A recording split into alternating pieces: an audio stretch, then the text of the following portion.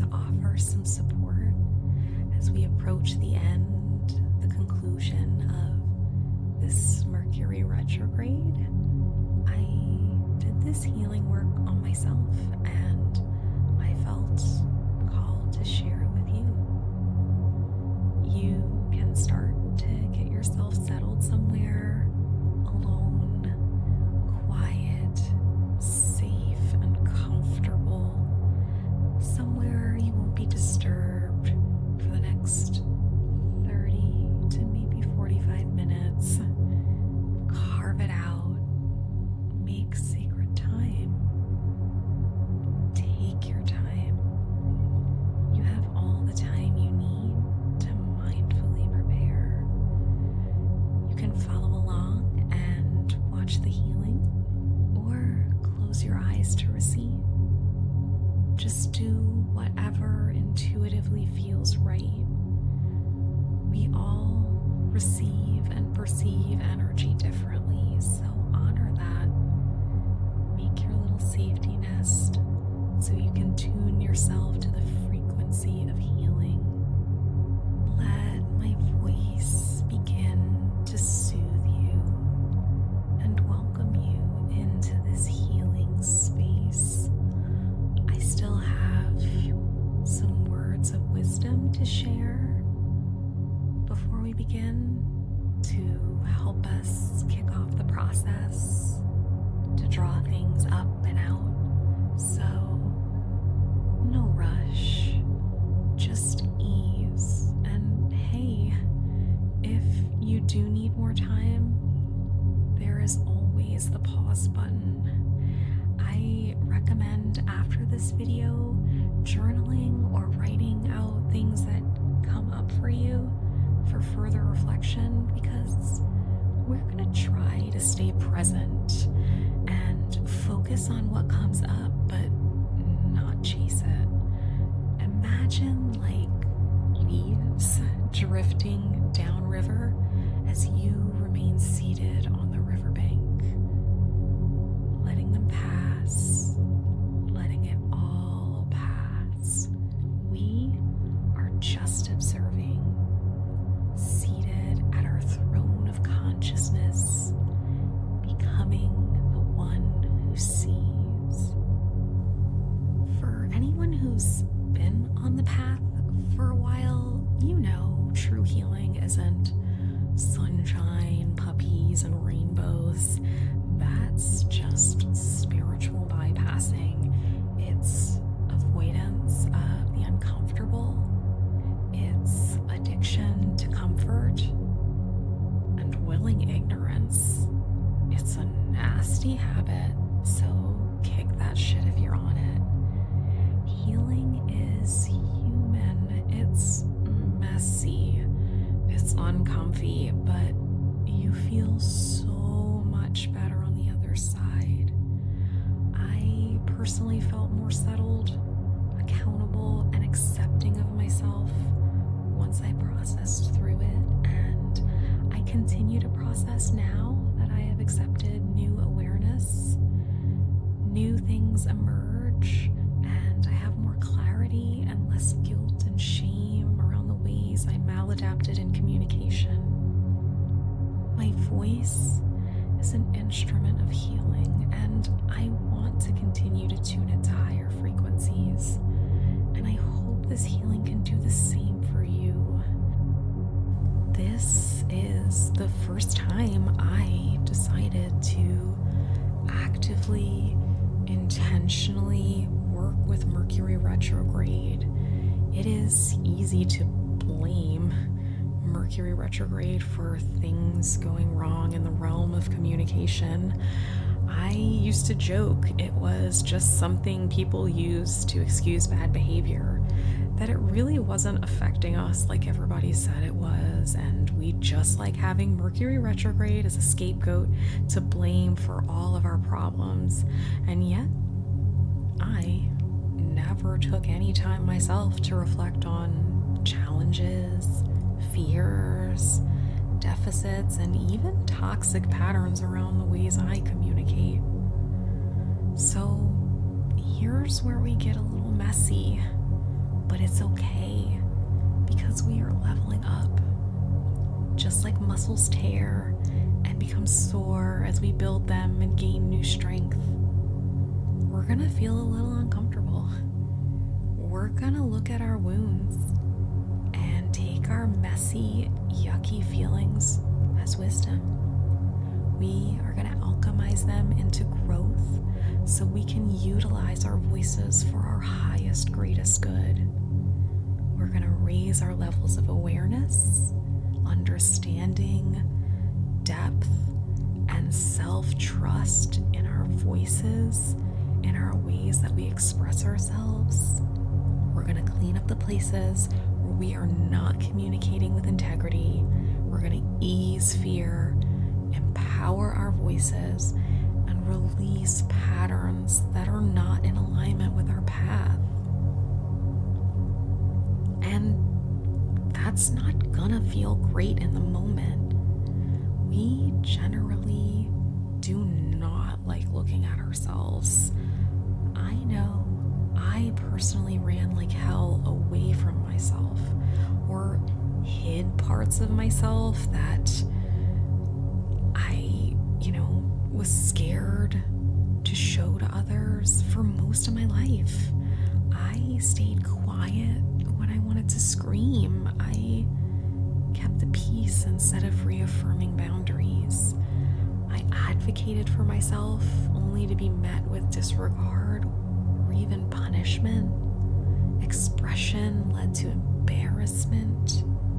It led to suffering, to pain, to bullying, to abuse. I tried to find the smoothest and safest ways to say what was on my mind. I spoke to others instead of the person I really needed to speak to. I've avoided confrontation. I've even been cruel. I've even been toxic and followed the pack, even when it didn't feel good. But I was too scared to be different. Different equaled pain. But it was chaos on the inside. Engaging in all these communication gymnastics in the hopes of relief and safety, I lost trust in myself. I lost trust in others. I became resentful, assumed the worst. I became hypervigilant, guarded, and reactive. I picked up communication patterns that were not mine to hold, that betrayed who I am and who I'm trying to be. I mimicked, I molded myself, I curated my words, my tone, my volume, ever shape-shifting in search of acceptance and safety.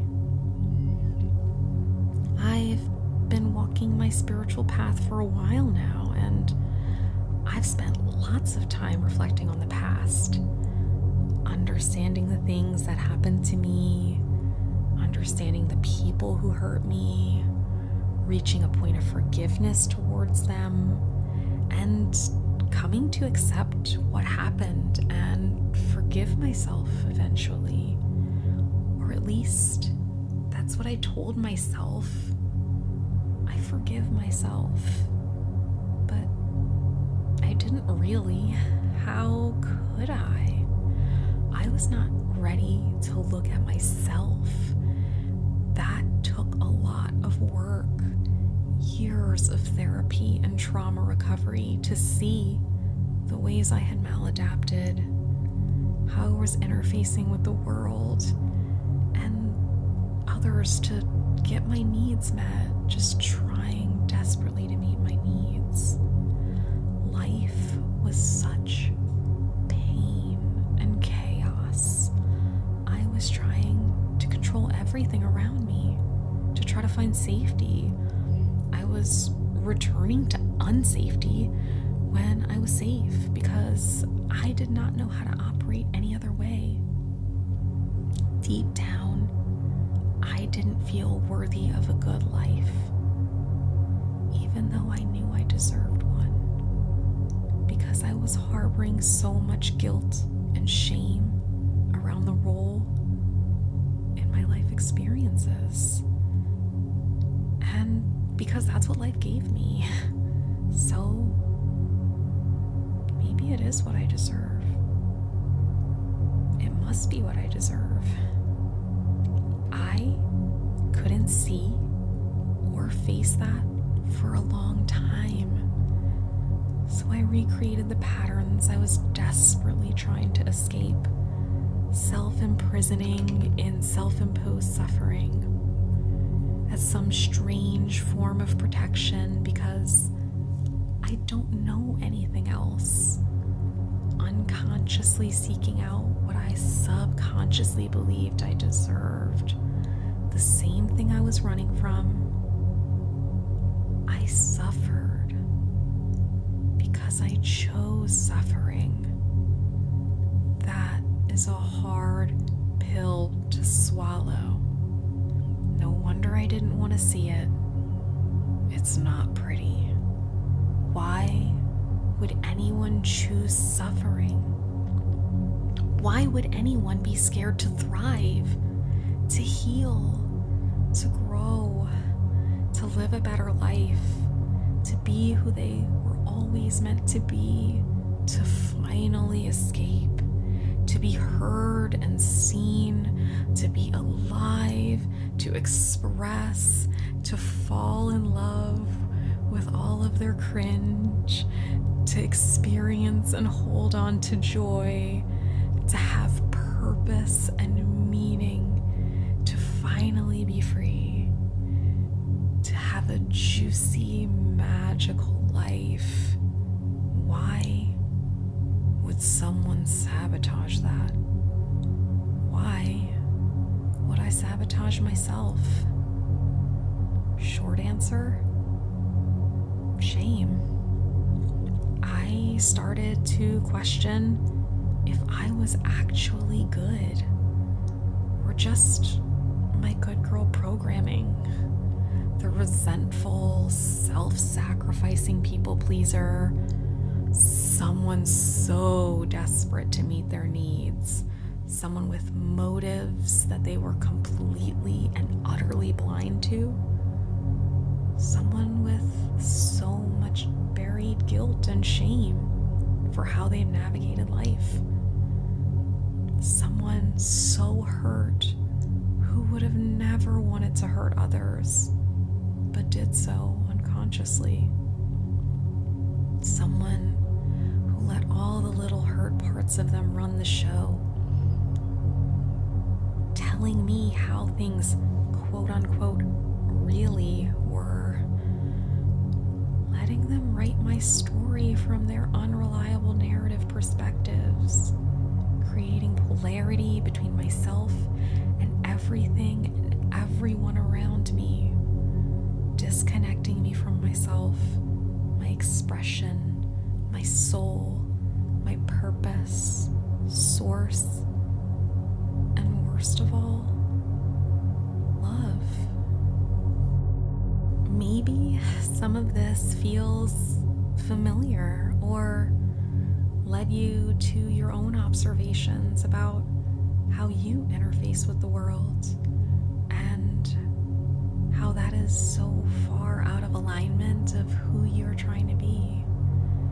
Maybe it drew up some yucky, sucky feelings, probably in your heart or your gut. Maybe you're thinking, oh, wow, I did all that and it doesn't feel good. Oh, I don't feel good right now. How do I make the not good feel good? Now listen, because you probably want to run or fight those thoughts and feelings. Maybe you want to shake them off, drown them out. Listen to all the little parts of yourself that rush to the surface in this moment, trying to explain things away, trying to justify, trying to protect, trying to save you from feeling bad, trying to create separation and division, trying to name you victim, trying to name them enemy, protect you from accountability, easing the pain of shame and guilt. Ew. Just feel that. Yuck. Right? Yuck. All that stuff rushing up, trying to make it right, trying to bring you back to ease, safety, protection. Don't worry. It will go away. It'll probably be back with some other facets to share with you, some uncovered wisdom you didn't see today, a new angle, perspective, but it doesn't have the energy to stay forever. You are using your energy to hold on to it. Let what comes up go. That's what your body wants. That's why it keeps showing up. It's coming up to try to come out. Don't fight to keep it. You don't need it. You need that energy you are using to hold it, to continue to heal, to expand, to grow, to shine your light in the world, so that one day energy just flows through you. No blocks, no congestion, free flowing without resistance. So we are just gonna see it here, reframe it, accept the role we played, as uncomfortable as that is, and transmute this into growth. This is wisdom. It's just got some prickly vines all wrapped up in it, so it hurts. We don't like hurt. We want to be as far away from it as possible, but our experiences are supposed to move through us. We are meant to have these things pass, not meant to cling or push away, keeping them forever cycling within us. It's gonna be weird. It's gonna be uncomfy, but let's just be with it. Can you just watch?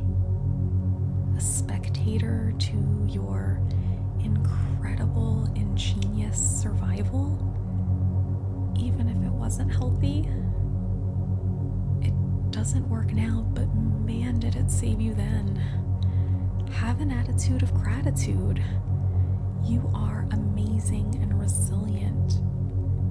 Give yourself some credit, babes, and get ready to let it go.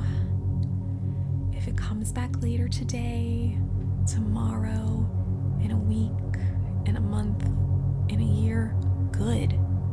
There is more healing to do. There is still something eager to be free, something ready to go, because it was never meant to stay within you. It means you're on the right track. Thank yourself for showing you. Healing takes time because we are always uncovering new layers of ourselves. We are gonna begin soon, so if you still need some time to get cozy and ready to receive, you can take this time to pause. You want to be as focused on this moment as possible and not worried about anything else. This time is for you. It is sacred and self-loving. You've honored that with your preparation and reverence. So let's be here. Let's be present. We will begin by taking a few deep, cleansing breaths, dropping back into our bodies. We most definitely fired up our brains and our emotional body with all of that reflection. So keep breathing. We're gonna keep going. More deep, cleansing breaths. Start to feel yourself settle into